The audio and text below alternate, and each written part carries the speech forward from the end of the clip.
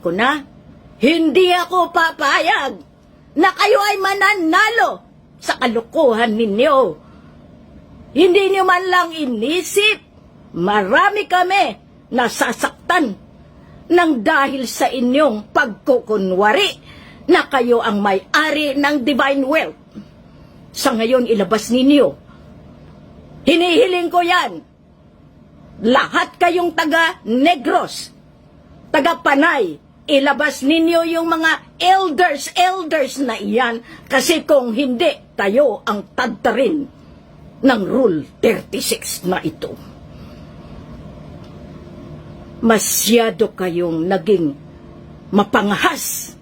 Masyado kayong naging isang sakim. Matagal na dapat naghintay ang maraming grasya para sa lahat. Pero anong ginagawa ninyo? Kinakamkam, inaari, nagpapakabusog, at doon mismo napatunayan, dahil sinusundan ko bawat buntot ninyo, marami po kayo. Itong araw na ito, lumabas ang pinakatinain ninyo. Ngayon may mukha ka pa, Liza? Agustos? Kayo. Ngayon meron pa sila. Ibabalik ko. Sino yung tinatawagan?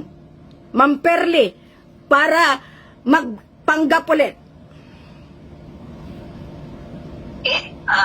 Inainvitahan po nila magbantay kay Tatay Martin kasama ang kanyang pamilya. So, alam ko, kaya wala kayong, alam ko ang mga mubyok, kaya huwag nyo nang gawin pa.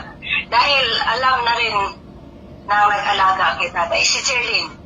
So, para sa kapakanan ni Jerlyn, hindi ko lang po sasabihin ang kanyang, pero alam na ma-break away dahil sila po ang talagang gustong kumamkam sa mga kayamanan. Maraming salamat ulit. Kasi dito, pinatay nila ako sa testamento.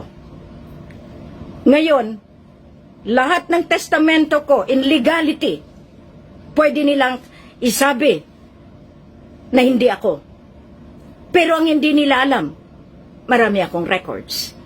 Paano kayo nakapagpalabas ng pera? Paano kayo nagkaroon ng trading platform na mga bullet trade ninyo sa maling sistema?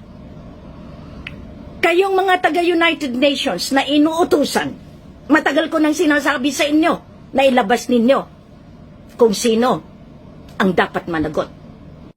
Maraming salamat, at dahil